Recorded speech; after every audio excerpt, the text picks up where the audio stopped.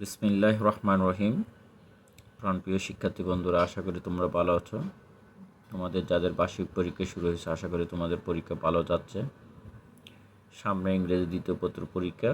যারা ইংরেজি দ্বিতীয় পত্র পরীক্ষায় রাইটিং গ্রামার পার্টে রাইট ফর্ম ভার্বের একটা গুরুত্বপূর্ণ টপিকস, যেটাতে অনেক স্টুডেন্ট বইয়ের মধ্যে সময় পার করো, তাদের জন্য আজকে আমি একটা এক্সারসাইজ অ্যানালাইসিস করতেছি উত্তরসহ।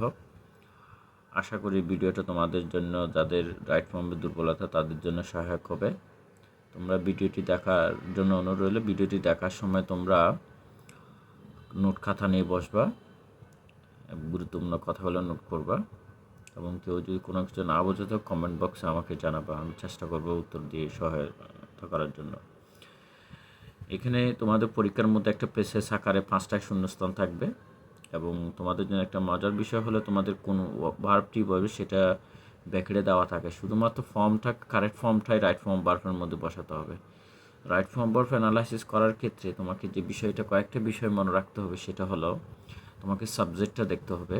বেসিক কিছু ধারণা তোমার থাকা দরকার। সেটা হলো সাবজেক্ট যদি সিঙ্গুলার হয় ভার্ব সিঙ্গুলার, সাবজেক্ট যদি প্লুরাল নাম্বার হয় ভার্ব প্লুরাল নাম্বার হবে, এবং কতিপয় ভার্বে ফর্ম জানতে হবে। Present form, first form, first participle form, বা এস বা ইএস বা আইএনজি ফর্ম, এগুলো একটু বেসিক কিছু ধারণা থাকাটা অবশ্যই জরুরি। এই সকল বিষয়গুলি যদি ধারণা থাকে তাহলে তোমরা অনায়াসে পরীক্ষার মধ্যে 5 পেয়ে যাবে। তো চলো শুরু করি। তোমরা স্ক্রিনে দেখতে পাচ্ছ, এখানে আমি একটা এক্সারসাইজ দিছি। এক্সারসাইজটা দেখো, আমি শুরু করছি। A teacher be dash an architect of a nation. এখানে তোমরা দেখতে পাচ্ছ a teacher dash be. What do mean by the be? We know that, আমরা বি বলতে আমরা জানি am, is, are, was, were. Am, is, are, was, were, shall be, will be, been, being, এগুলোকে আমরা বি পার বিষয়ে বুঝি। তাহলে অ্যা টিচারের সাথে এখানে কি হবে সেটা। অ্যা টিচার একটা সিঙ্গুলার নাম্বার, সাবজেক্ট হিসেবে পড়ছে সিঙ্গুলার নাম্বার, দ্যাটস ওয়াই অ্যা টিচারের সাথে আমরা প্রেজেন্ট এসে 3টে ফর্মে পেয়ে থাকি। অ্যাম, ইজ, আর, আই এর সাথে অ্যাম হয়, উই এর সাথে আর হয়, হি এর সাথে ইজ হয়। তো অ্যা টিচার যেহেতু একটা থার্ড পারসন সিঙ্গুলার নাম্বার, সেই জন্য এখানে হি এ অ্যা টিচারের সাথে ইজ হবে। তাহলে আনসার হবে a teacher is an architect of a nation. A teacher is an architect of a nation. He plays, এখানে হি প্লেস হয়েছে কারণ হিটা হলো থার্ড পারসন সিঙ্গুলার নাম্বার, সেই জন্য যুক্ত হয়েছে। He plays an important role, সে একটা গুরুত্বপূর্ণ ভূমিকা রাখে। একজন শিক্ষক অনেক গুরুত্বপূর্ণ ভূমিকা রাখে, একটা গুরুত্বপূর্ণ ভূমিকা রাখে in dash of an educated nation, একটা শিক্ষিত জাতি গঠনে একটা গুরুত্বপূর্ণ ভূমিকা রাখে। তাহলে তোমাকে বিতের মধ্যে আনসার করতেছো বিল্ড মানে নির্মাণ করা, তৈরি করা। তাহলে বিলটা কত বসাতে বলতেছে তোমার ইনের পরে, তো ইন হলো একটা প্রেপোজিশন। প্রেপোজিশনের পরে মনে রাখবা সবসময় কোনো একটা বার্ব বসলে বার্বের সাথে আইন যুক্ত হবে। ইংলিশিতে যতগুলো প্রেপোজিশন আছে, in, of, for, after, before, with, without, এরকম যতগুলো প্রেপোজিশন আছে সব প্রেপোজিশনের পরে আইন যুক্ত হবে, কিন্তু মনে রাখবা টু এর পরে আইন যুক্ত করা যাবে না। আবার কিছু প্রেপোজিশনাল ফ্রেজ আছে যেগুলো শব্দের শেষে টু আছে, তারপরেও আইন যুক্ত করতে হবে। এই ক্ষেত্রে টু আইন যুক্ত করতে হবে, যেমন with be, to look forward, to accustom, to addicted, to be carriage, to, এরকম বারগুলো থাকলে আইন যুক্ত করতে হবে। যেহেতু এখানে ইন একটা প্রেপোজিশন, সেজন্য ইনের পরে বারবার সাথে আইন যুক্ত হবে। In building up an educated nation, তাহলে বিল্ডিং হয়ে যায়, বিল্ড অত নির্মাণ করা, এখানে ইন থাকার কারণে বিল্ডিং হয়ে গেল।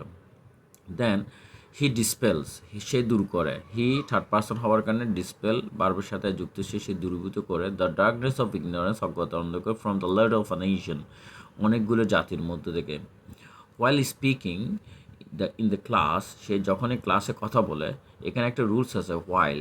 ওয়াইলের পরে ভার্ব থাকলে ভার্বের সাথে আইনজি, সেই কারণে স্পিকের সাথে আইন যুক্ত হয়ে গেছে। ওয়াইল স্পিকিং ইন দ্য ক্লাস, যখনই সে ক্লাসরুমে কথা বলে, he dash should his act according to the need of his students, তার ছাত্রদের চাহিদা মতো তাকে তার পড়াটা রেডি করতে হয়। কোনো একটা কাজ যখন বাধ্যতামূলক করতে হয়, অবশ্যই করতে হয়, তৈরি করতে হয়, যেতে হয়, খেতে হয়, এরকম যদি হয় তখন হ্যাভ টু। তো একজন শিক্ষক যেহেতু থার্ড পারসন, হিটা থার্ড পারসন, সেই জন্য হ্যাভ টু না হয়ে হ্যাজ টু হবে। তাহলে হি হ্যাজ টু স্যুট, তাকে মানিয়ে নিতে হয়। হিজ অ্যাক্ট, তার অভিনয়টি, তার পড়াটি, তার পাঠটি, অ্যাকর্ডিং টু অনুসারে, অনুযায়ী, the need of his students, তার ছাত্রদের চাহিদা অনুসারে। অর্থাৎ তার ছাত্রের ক্লাসরুমের মধ্যে ছাত্ররা কী ধরনের ডিমান্ড আছে, কোয়ারি আছে, হ্যাঁ, সেই অনুসারে সে তার পড়াটা রেডি করে ফেলে।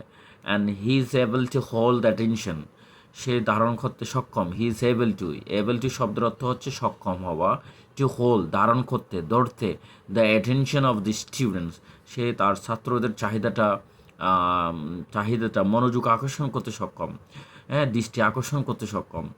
And he sit motionless before his class, এখানে সিটকে শুদ্ধ করতে হবে। একটা শিক্ষক কখনো ক্লাসের মধ্যে অমনোযোগী হয়ে কখনো বসে থাকে না। যদি বসে থাকা হয় হি সিটস হবে, আর যদি বসে না বলে না নেগেটিভ আনসার করতে হবে, he does not sit motionless before his class, সে কখনো তার ক্লাসের মধ্যে অমনোযোগী হয়ে, হ্যাঁ, খামখেয়ালিপূর্ণ হয়ে কখনো বসে থাকে না। সেই জন্য এটা একটা নেগেটিভ আনসার করতে হবে।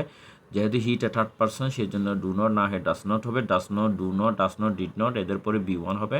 আনসার হবে he does not sit motionless before his class.